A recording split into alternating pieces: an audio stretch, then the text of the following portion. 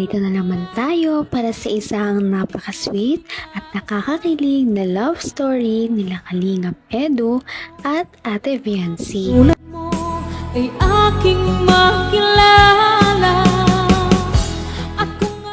Para sa pagpapatuloy ng ating love story ay dumayo si Ate Viancy sa pinapagawang bahay sa kanya.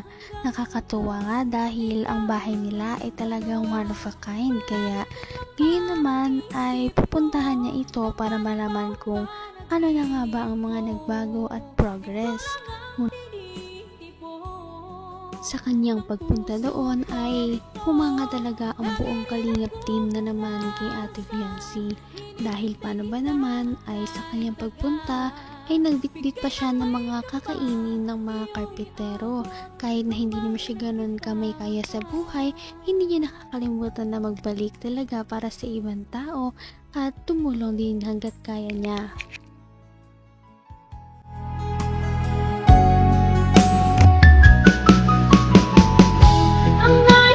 Yata ako doon ah. Kabira. Nalaging kamay ko doon. Kumanda yung taas? Tingnan nga natin yung taas. Yung bahay niya kung... Hello. Ingat, madulas. Ay, wow.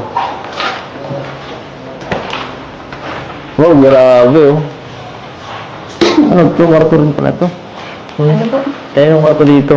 Dalawa eh. Kami lalagay yung mga gamit mong marami. Kadami-dami mong gamit. Puno na yung bahay ng gamit mo. Ang bihira ka. Dapat malaki ang kwarto mo eh. Tapos dito, CR mo. Ha? Ang ganda. Mahal-mahal ka na sponsor mo eh. Ay, ito yata sa'yo kasi mas maganda dito. Bako. Ganda pag umaga po. Maganda dito. Buksan mo dito. Sigurado. Ano? Sobrang ano dito. Maliwalas ano? Ako, lapit mo na. Baka araw-araw na dito si Doc. Ay. Bongga. Bongga, mayaman ka na. Mayaman ka na. Nabutan mo na agad ako. Mayaman ka. Partida ka ba? Wala ka pang ginagawa. Papatuloy mo ba ako dito sa bahay niya? Siyempre. Ay, makikilive ako dito.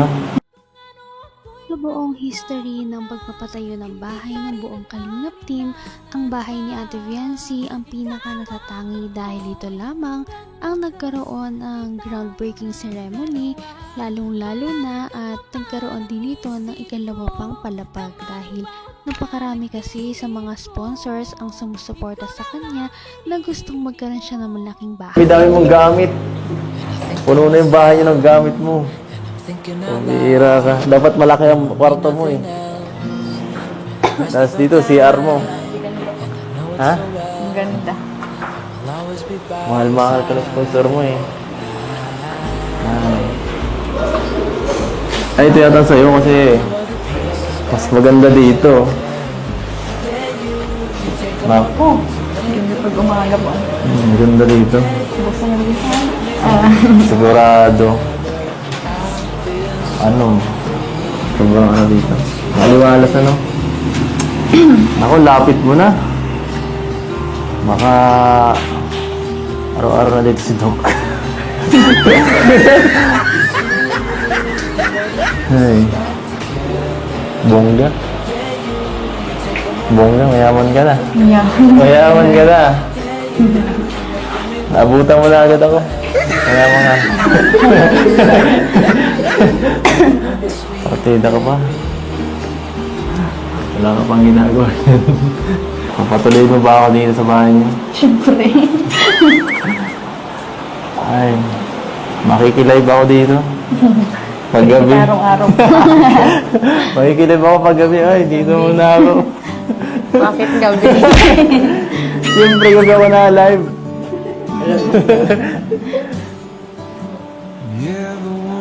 Kaya hindi ko ako minsan nakakapanood ay. Anong oras na kayo na-live? Hindi ka nanonood talaga. Hindi. Ay. Ano? Ano masasabi mo? Thank you. Masaya ka na? Thank you sa mga nag-sponsor din po kasi kay Kuya Rab, siyempre, kay Kuya Van. Siyempre, Masaya. site po kasi. Kahit saan talaga magpunta ang EDC Love Team, talagang pinapakilig nila ang mga tao sa kanilang paligid. At hindi nila ito naiiwasan dahil nga napakalakas din talaga ng kanilang chemistry. Nakakatuwa dahil ngayon lamang sila nagsamang dalawa na maglibot sa pinapagawang bahay nila Ate Viancy. Ako. Kaya mga... Partida ka ba? Wala ka pang ginagawa. Papatuloy mo ba ako dito sa bahay niyo? Siyempre. Ay, makikilive ako dito. Paggabi. Araw-araw po. Makikilive ako paggabi. Ay, dito muna ako. Bakit gabi? Siyempre, gabi ako na live.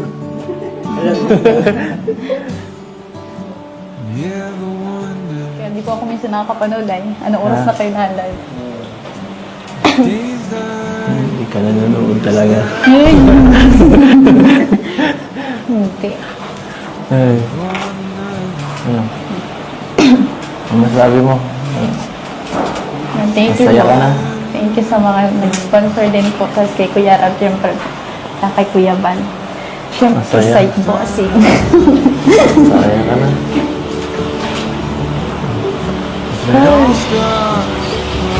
Wala akong maisip na yun. Lagi man po masaya. Masaya ka?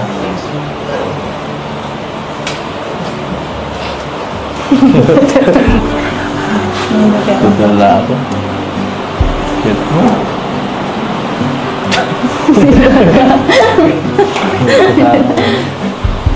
Wala na. Wala.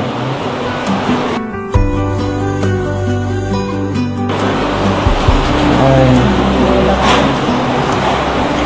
Baka ma-miss mo yung ano. Baka ma-miss mo yung dagat. Baka ma-miss mo sumayaw sa dagat niya, no? Wala na eh. Wala ka na dito makikita ang dagat. Malayo-layo. Hindi man po yung punta. Paano yun? Mas malayo ng bahay. Ano mo? Eskwelahan mo niyan. Ano, dun pa din. Doon pa din po ako maano. Nga ano? Pwede pa doon ako Nakakakilig talaga ang love team na ito. Hindi na lamang si Kalingap Edu ang gumagawa ng paraan para magpakilig sa mga viewers, ganon na rin si Ate Viancy. Siguro nga ay hindi na lang ito dahil lamang sa love team na mayroon sila, ngunit dahil talagang na-enjoy nila ang isa't isa kahit na wala mang camera o meron. Abot kamay na kita. Dito, masarap dito magpaulan, no? Sa harap. Sarap dito ang tumalan, no? Tumalan ka.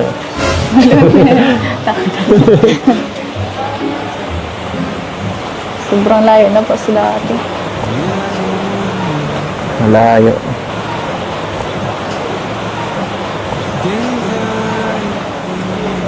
Lumapit ka, eh. Lumapit na. Sobrang lapit na lang sa dati, kaysa sa dati. Dito mo ako tatanawin, halimbawa. Halimbawa, nandiyan ako, dadaan, ano? Tapos, paano mo ko babatiin nun? Pag dumaan ako dyan. Hi! Ganun. Mas maganda ng bungad mo yan. Kapag ano, maganda dyan tumambay. Pagka maganda ang panahon. May parang terrace pa sa taas. Napakaganda. Grabe. Walang ganyan sa amin. Nakaingit. Nakaingit. Tapos, kape-kape ka. Invite mo naman ako pag mga gano'n, ha? Hindi yung pinapauwi mo ako lagi. Hindi ko ako. Pinapauwi mo ako lagi. Masumbong mo ako. Ha?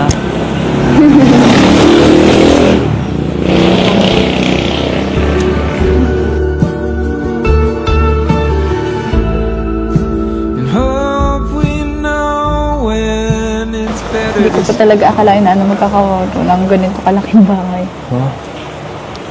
Kaya nga eh. Alam ko lang po talaga yun eh.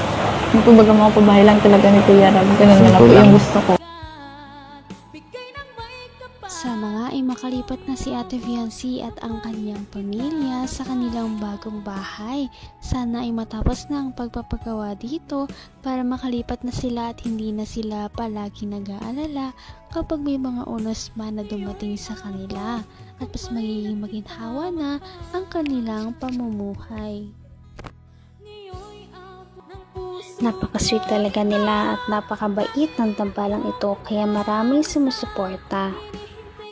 Kaya naman, sana ipatuloy natin silang suportahan at mahalin si Viancy, si Kalingap Edu at ang Kalingap team. Yun lamang at maraming salamat sa panonood. Abangan natin kung magkakatuluyan ba talaga si Kalingap Edu at Viancy. Hanggang sa muli. Bye! Ngayon'y abot